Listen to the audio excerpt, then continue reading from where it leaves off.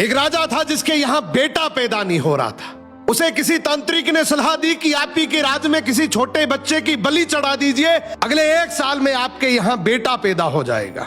राजा ने ऐसा ही किया। अगले ही दिन ऐलान करवा दिया कि जिस घर से बच्चा दिया जाएगा उस घर को ढेर सारा धन दिया जाएगा। राजा का यह ऐलान एक गरीब परिवार ने सुना तो अपने घर के सबसे छोटे बच्चे को भेज दिया कि यह बच्चा हमारे किसी काम का नहीं, इसे रख लो।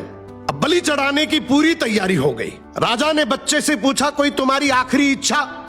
तो बच्चा बोला, मुझे बस थोड़ी सी गिल्ली मिट्टी ला कर दे दो।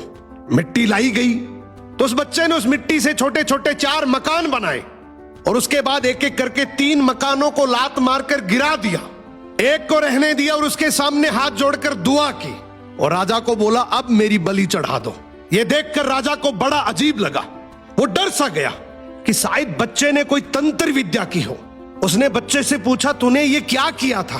तो बच्चा बोला, पहला मकान गिराया जो मेरे माँ बाप का था, जिन्होंने सिर्फ पैसों के लिए मुझे बेच दिया। दूसरा मकान रिश्तेदारों का था, उन्होंने भी मेरे माँ बाप को ऐसा करने से रोका नहीं, तो उनका भी मकान गिरा दिया।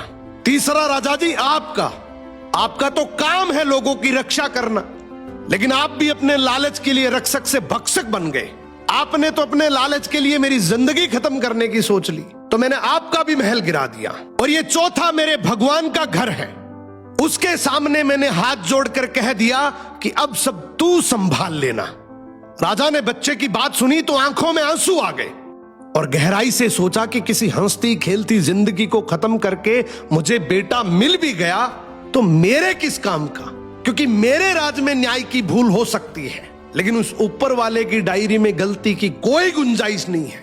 राजा ने रोते हुए बच्चे को गले लगा लिया और बोला, आज से तू ही मेरा बेटा है। इस कहानी का मतलब है कि दुनिया के सामने झुकने से कुछ नहीं होगा, क्योंकि दुनिया अपने मतलब के लिए कुछ भी कर सकती है। झुकना है तो उस भगवान के सामने, जिसके सामने झुकने से तुम्हारा कोई कुछ नहीं बिगाड़ सकता।